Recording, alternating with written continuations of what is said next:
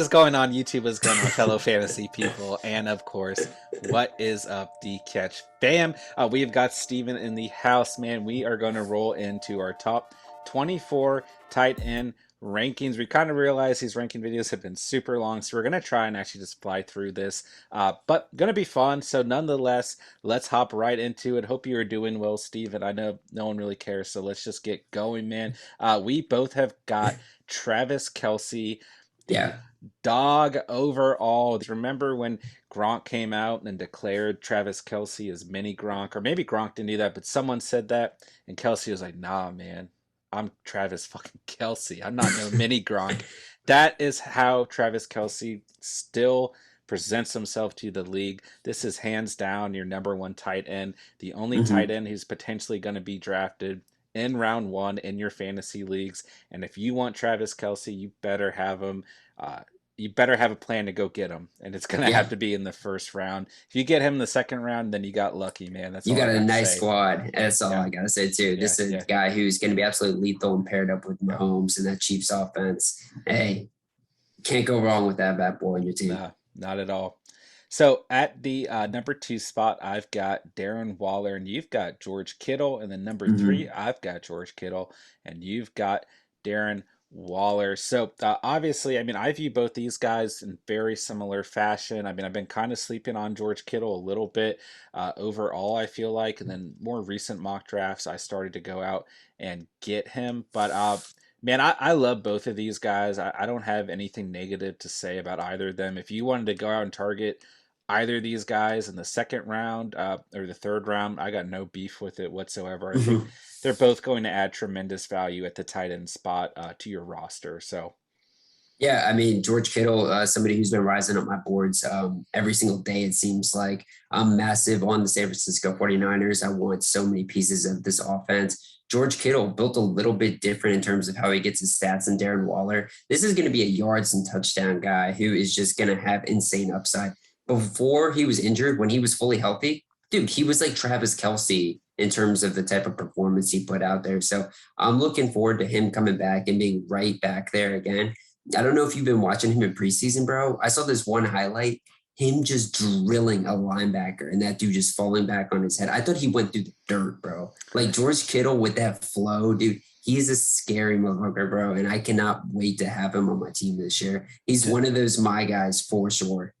just don't forget, man. I mean, over 100 targets in his last two seasons. Well, 2 seasons before his injury season hmm last year. I mean, he's gonna get those targets, as is Darren Waller in his last 2 years fully healthy, over 100 targets. And for George Kittle, 107 targets 2019, then 2018, 136 targets for Darren Waller, 145 targets last year, and then 117 targets in 2019. These guys present wide receiver one value at the tight end Yeah. position. Go out and target them if you want that value. Tight end, you're not going to get a bad player whatsoever in either guy. So, nonetheless, let's move right along. I've got Mark Andrews up next, and then that of TJ Hawkinson. And then you've got also Same. Mark Yeah. Andrews up next, and then that of TJ Hawkinson. So, Yeah. Mark Andrews is a guy that I really, really like. I like Hawkinson a lot as well. But I think the advantage to Mark Andrews is we already know the trust that Lamar Jackson has in Mark Andrews, and we know that Lamar's got a lot of trust in the red zone as well. Mark Andrews was my tight end last year primarily. I also had Robert Tanyan, so I felt very confident at the tight end position, being able to move those two guys around, right? But nonetheless, I think Mark Andrews is going to have a monster year. A little bit, definitely in that next tier. Not as many receiving yards, not as many targets overall, right? But he makes up for it. 7 touchdowns last year, 10 touchdowns the year before. So I don't have enough good things to say about him. TJ Hawkinson, someone I know you're a little bit more weary of overall. But hmm nonetheless, last year alone, 101 targets, right? 723 receiving yards and 6 touchdowns. And many are looking for him to improve on those numbers, really being the focal point in that Detroit Lions, Dan Campbell biting at the knees offense. So, Yeah. So, I mean, Mark Andrews, this is a guy. This is kind of where the tier of tight ends, where after he goes, I'm actually pivoting away from drafting a tight end. So I recently talked about how I thought Hawkinson was maybe a potential bust candidate. It is what it is, dude. Like he's still a top five tight end at the end of the day. Like Yeah. he's just going to see so many targets. But Mark Andrews, the last man standing in this Baltimore Ravens offense. I've said it over and over again, but also, dude, he is Lamar Jackson's best friend in the red zone. I mean, he's been one of the best tight ends year over year since he's entered the league. And I don't see that changing. I just think he has insane upside because of all the touchdown targets he gets from Lamar. Yeah. And the thing with Hawkinson is, I get it. I get the buzz around this guy. He's very good and he is very athletic. I just worry about him coming into the season with a shoulder injury, as well as just being on this Detroit Lions team that, dude, they're really shitty. Let's just be honest, Yeah. Right. and Jared Goff, historically, I mean, he's always targeted, Robert Woods, Cooper Kupp. I mean, so it's going to be a total change of offense for him. Who knows? Maybe he just puts it in the can and says, I want to go back to LA and just retire. Yeah. I mean, I do think at the end of the day, shitty offenses still have fantasy production. Yeah. So I definitely get why you're standing where you stand with him. But nonetheless, up next, you've got Kyle Pitts and I've got Robert Tanyan, and then vice versa. My seventh rated player is Kyle Pitts and yours is Robert Tanyan. So those be the next two guys I will go over here. I love Robert Tanyan, man. I've been all over him all preseason, all off season. If anyone is following my advice and Robert Tanyan has a bad year, you guys are going to absolutely hate this channel in the future. But nonetheless, man, this is your tight end 3 on the season last year on average. Tied Travis Kelsey for the most touchdowns by a tight end last year. And don't get me wrong, a lot of his good fantasy finishes were weeks where he was scoring those touchdowns. He had some absolutely insane performances last year, and he also had some pretty bad performances last year as well. But that happens with a lot of tight ends. So, nonetheless, I'm fully confident in Robert Tanyan as my fantasy 1 tight end this year. Have no beef whatsoever drafting him, targeting him. And I'm a little bit lower on Kyle Pitts than a lot of people, but that's because I have a weird superstition about drafting rookies. So I like both of these guys, and I certainly think that Kyle Pitts deserves to be in the top 10 rankings. And I think that Matt Ryan is going to target him quite a bit this coming year. Yeah, I like Tanyan and Pitts both. I've actually probably taken Pitts more than any other tight end in all my mock drafts. And I just have a weird feeling it's going to end up happening in my real draft too. So I'm a little nervous about that. But I do think Kyle Pitts is going to really come in there and be the number 2 target in this Atlanta Falcons offense. And you know what? He can do a lot with it after he catches it. And you know what? Another big thing that happens out of Kyle Pitts is I don't think he always lines up at tight end. I think he's going to line up a wide receiver a ton. We're both high on Russell Gage as well, but dude, Kyle Pitts might look like he's the wide receiver too at times because he might be lining up at slot, outside wide. Shit, who knows? You can do so many different things with him, just like they did in Florida. Yeah. And nonetheless, this next ranking is pretty interesting because I've got Tyler Higby ranked 8th overall, and then I've got my guy Mike G ranked 9th overall, but I really should be saying in opposite fashion as Mike G, Mike Gesicki is your 8th ranked tight end, and then you've got Tyler Higby ranked number 9. And man, I love Mike Gesicki, man, especially considering where you can draft him. I mean, on a lot of platforms, he's ranked very very low overall. And I don't have enough good things to say about Mike Gesicki, man. I think him and Tua have shown chemistry. I think that he had a fantastic year last year, tied in 7 on average last year. I think he's going to be a big focal part beginning of the season for this Miami Dolphins team because some of those receivers, like Will Fuller, won't be around. They've dealt with some injuries in that receiving core. And I think this is just going to be a consistent guy throughout the whole year and a lock for a top 10 tight end finish. So I'm super happy going out and targeting Mike Gesicki. I've done it in mock draft after mock draft, and he's a top target. Well, the phrase he's been using, he's one of my guys, right? He's a my guy fantasy player this year for me. And Tyler Higby on the other end is a guy who's been waiting and waiting to be unleashed in that Rams offense. I mean, he's a veteran at this point. This is his 6th year in the NFL. Yeah. He's always had to compete with Gerald Everett for targets. Gerald Everett has moved on to the Seattle Seahawks. Matthew Stafford's the quarterback of the Rams now. There's a lot of reasons to be excited about a guy like Tyler Higby, and I like where we both have got him ranked within the top 10. Yeah, no, both these guys too projected around the same stats, around 700 yards, 5+ touchdowns receiving. I think you're going to see very similar seasons, and both of them have potential to break into the top six, though. That's the Yeah. difference. These guys are such great value because you can get them so late in your draft as opposed to reaching for a guy like Hawkinson or Pitts.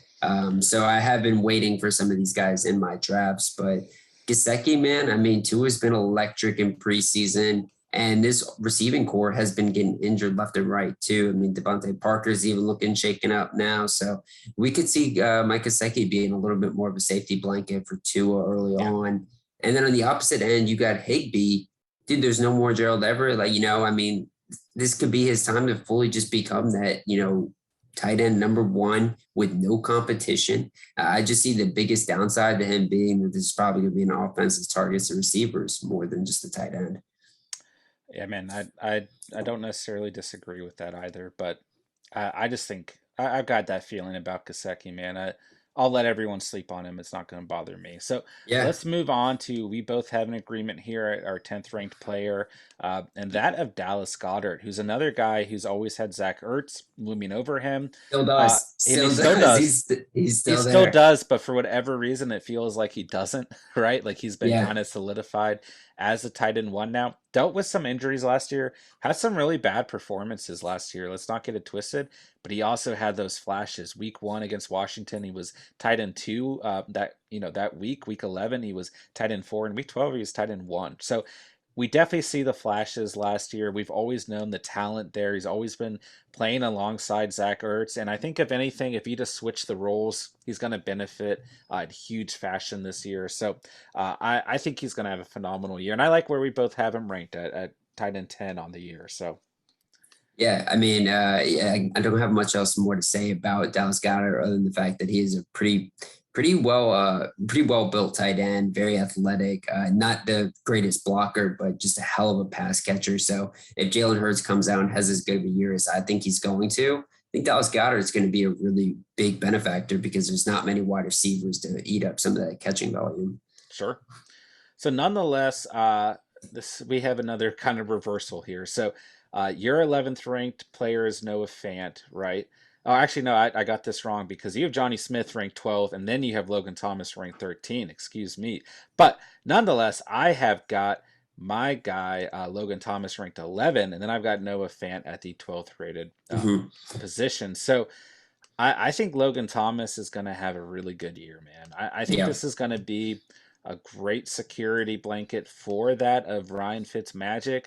And don't get it wrong, man. This is your tight end 6 last year on average. Like, He was a beast last year. yeah, this is a guy I think he's being slept on that you're going to get at a discount. And he had some pretty bad performances last year, but he had a lot of really good performances last year. And once again, at the tight end position, this happens a lot where you're going to have guys who aren't going to be as consistent, right? Who are going to have some bad weeks, but then they're going to come out and they're going to show you why they can finish as a top 10 tight end. And Logan Thomas is a prime example. And I think he's going to have a fantastic year in that offense. 110 targets, 72 catches last year. Holy Yeah. shit. I mean, that's Yeah. some wide receiver numbers right there. Yeah. And this year he's projected 99 targets and 70 catches. So Yeah.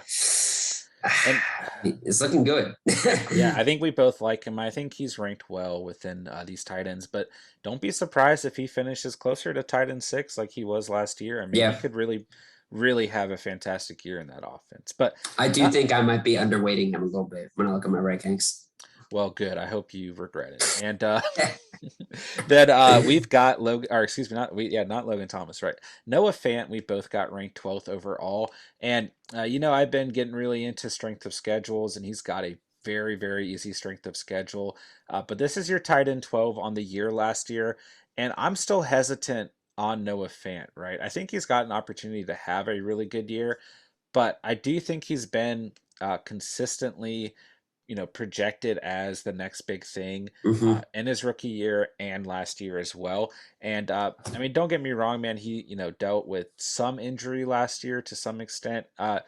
but I just don't know. I just don't know if he's really going to break out like everyone thinks he's going to, because we've been hearing that for such a long time. And I certainly hope I'm wrong about that. But I do see him. I think he's still a really good tight end. I mean, his rookie season, he was tight end 16 on average. And like I said, last year's tight end 12. And I think he repeats that 3 to 5 touchdowns and between 500 and 700 receiving yards, which are still very good numbers from the tight end perspective. So I like where we both have him ranked at tight end 12. Very easy, difficult of schedule. I mean, this Broncos offense is obviously has a lot of weapons, but I do think that Noah Fant's going to really benefit from the fact that they have a damn easy schedule, which you have harped on many times. Yep. But Noah Fant also, is more than that too. He's a very athletic tight end, probably more athletic than the last five guys we just listed out. So if he can stay healthy, I mean, this guy is bona fide, dude. I mean, I've drafted him before, and the only thing holding him back is his injury history. Yeah. And I mean, so the only player on our top 12 we have left here is for you to break down Johnny Smith, who I really like that you have him in your top 12. I just can't decide, man. Like, I like Hunter Henry as the PPR option, but I don't know if he can stay healthy. If he can, I think he's going to have a fantastic year in that realm, being kind of that dump off player for that at Mac Jones. And then I like Johnny Smith in the red zone, man. This guy is a touchdown machine. He always gets slept on. And I think to that extent, he's going to be another phenomenal security blanket for our guy, Mac and Cheese. But I will Yeah. let you go into a little bit more detail about Johnny Smith. Yeah, I mean, Jonnu Smith, 8 touchdowns receiving last year, damn well good at a tight end. This year, he's projected around 5 touchdowns. I think it's gonna be higher than that because you already talked about it. Hunter Henry, he's got an injury history, and guess what? He's already hurt. So I've got Hunter Henry at ranking 22. We'll talk. He'll be on there. You guys can see it, but Hunter Henry is kind of going to be one of those guys, in my opinion, who at the end of the day, we're going to look back at the way the Patriots handled the free agency.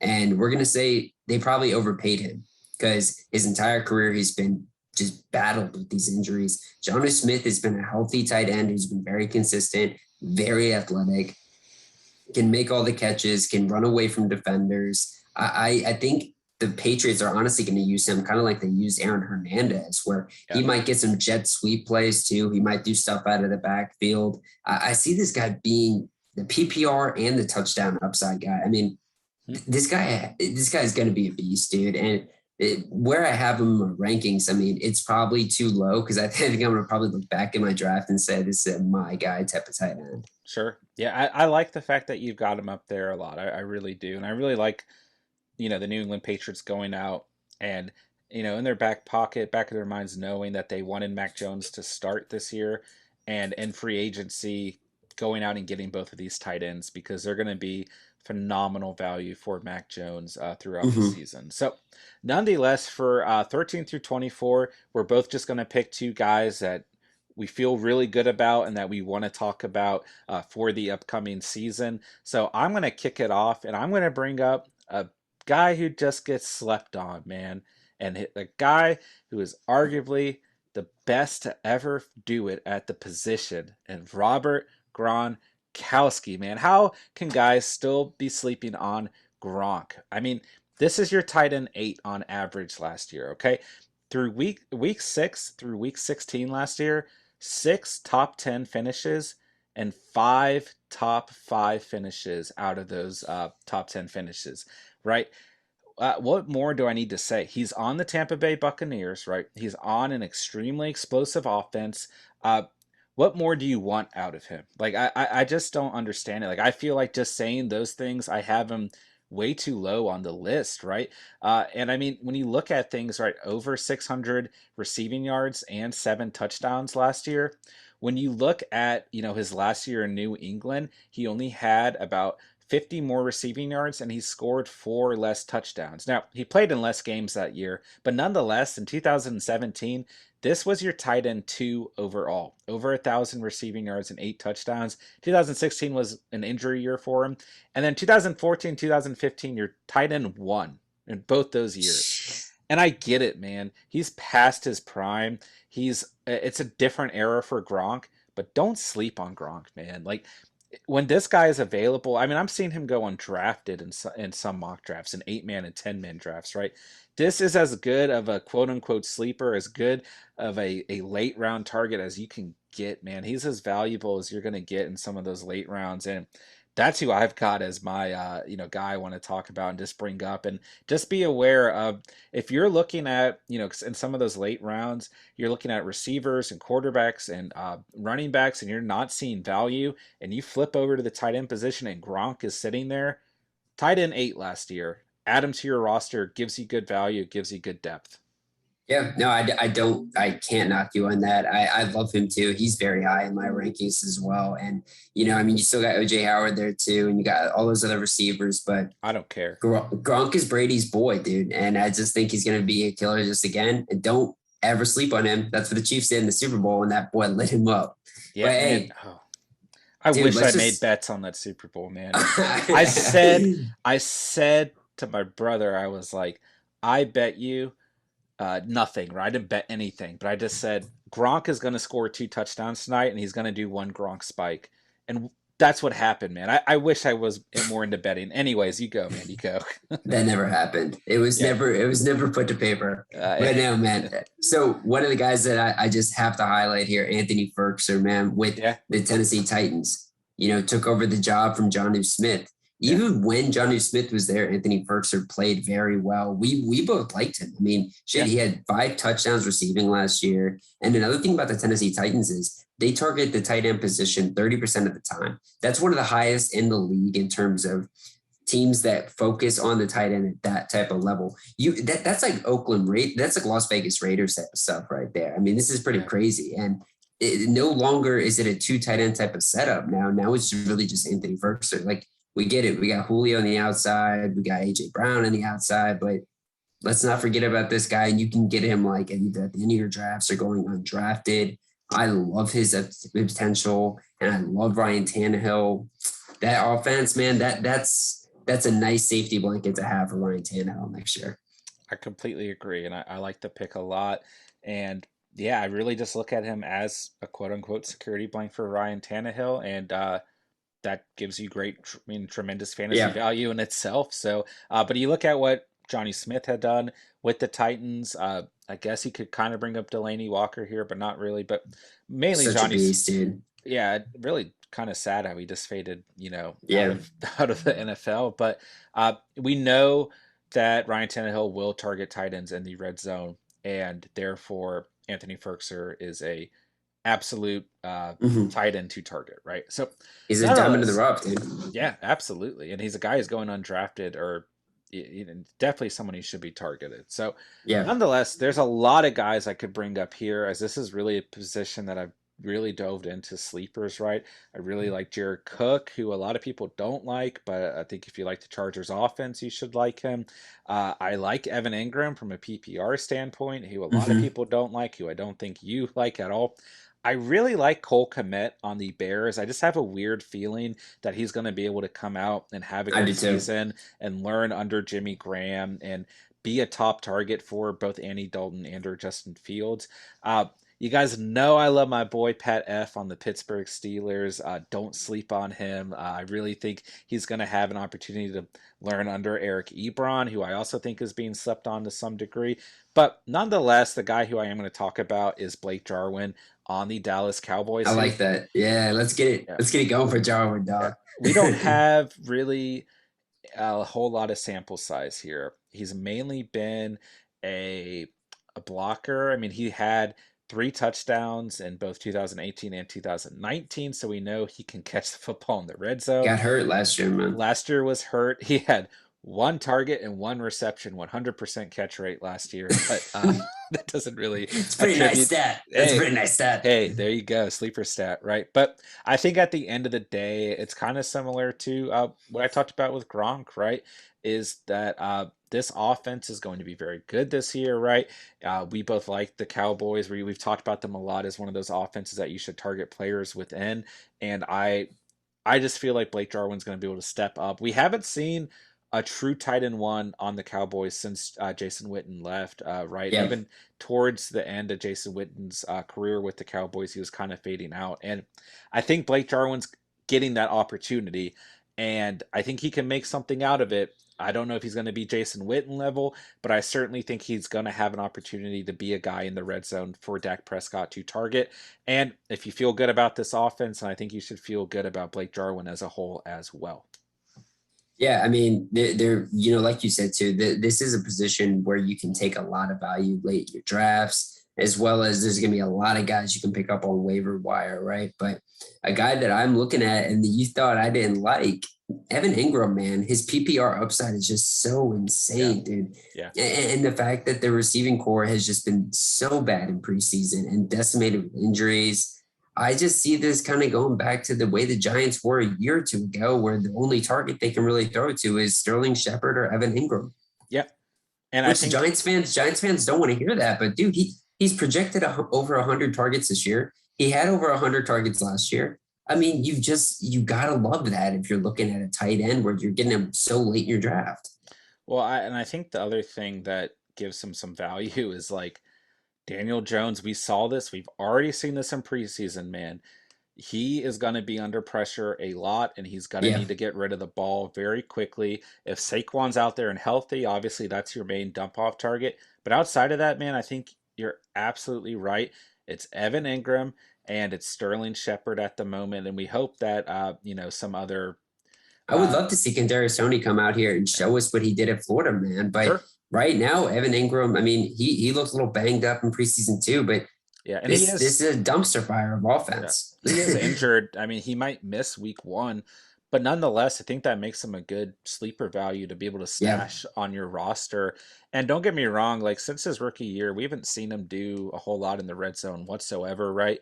But he's so fast though, dude. He is so fast, and he can catch anything. And you hit it right on the dot. I mean, 109 targets last year. So obviously Daniel Jones feels comfortable with them, but he's had at least 64 targets or more in every season he's played in. So I absolutely agree. I think if you completely fumble at the position, you play in a full PPR league, and you need someone late, and a guy like Gronk's not sitting around when the Patriots tight end's not sitting around, whatever, right? I think this is a really good player to add to your roster, and you can still feel like, okay, he can get me 8 to 12 points a week, and I can at least at that point hope that I filled out the rest of my roster with a lot of good value. And maybe the tight end position is not where I'm banking on my points, but at least I've got someone who I can count on here, right? So I like that pick a lot. Yeah, I mean, because we shortened this tight end video in terms of how we're looking at 13 to 24, and I think a lot of these other guys that you're going to see on the waiver wire, maybe like we just take a quick second to look at what your strategy would be when you're looking at tight ends. The farther you move away from that top 5 tight ends, you are getting in a very dangerous place at that position. So it's like, in terms of that tight end position, you really want consistency in terms of targets. That's it. And Evan Ingram and guys like that give you that. So I don't even give a shit if he's giving you under 8 points. It's like, if he's giving you the targets, you really can't be too greedy. Just build your team better in other positions. Yeah, 100% agree. And that caps off the night, man. There you go. All the tight ends, man. Everyone you need. That's it. 1 through 24, man. So hopefully, throughout the season, we do see some other tight ends kind of, come on the waiver wire, right? Because it's always thin, man. It's tough pickings at the tight end, but I do believe at this position you can go out and you can draft 2 or 3 guys who are going to be consistent throughout the whole year. I just know that a lot of people don't want to fill their roster spots with tight ends, but if you play in a league that allows you to flex an extra tight end, it certainly doesn't hurt to have 2 valuable tight ends on your roster, especially if you're dealing with injuries at other positions. So I don't know. If you're trying to be a real prick, go ahead and take George Kittle and Travis Kelsey and fuck everybody up. One of my best fantasy years, man. I went out and I got Zach Ertz, Delaney Walker, and oh my gosh, who was the other tight end I got that year? This was like 3 years ago. So I was gonna say, dude, if you get that, it wasn't. That's bad. Oh no, this was like 3 or 4 years ago. It was in my other long-term league that is my 20-man league this year. Oh my gosh, I can't remember what other tight end it was, but I played 2 tight ends throughout the whole season. It was one of my best seasons I've ever had in fantasy. Only lost 1 game that year. Wow. I did lose in the championship. Oh my gosh. That's like your thing, dude. You're so good in the regular season, you choke. You're like Dan Marino, bro. Yeah. Or Peyton Manning to some extent, so I'll take it. All Yeah. right, I'll take it. But nonetheless, man, as always, if you guys found this helpful or enjoyable, go ahead and smash the like button. Truly, truly helps us out. Gives us that little boost in the algorithm. As you guys already know, we are on the road to 100 subs here at the Catch, man. It's been a huge ride this past month or so. We cannot wait for this upcoming football season, but go ahead and hit the sub button. We're going to have all kinds of fantasy updates, all kinds of NFL news and debate all season long. Shout out to the Catch fam and all of our subscribers, and of course drop some comments down below with what tight ends you guys are looking to target in your draft outside of the top 12. Who are your sleepers this year? Who are your guys that you just cannot pass up within the top 12? Let us know in the comments down below, and as always, remember, saw it here on the Catch.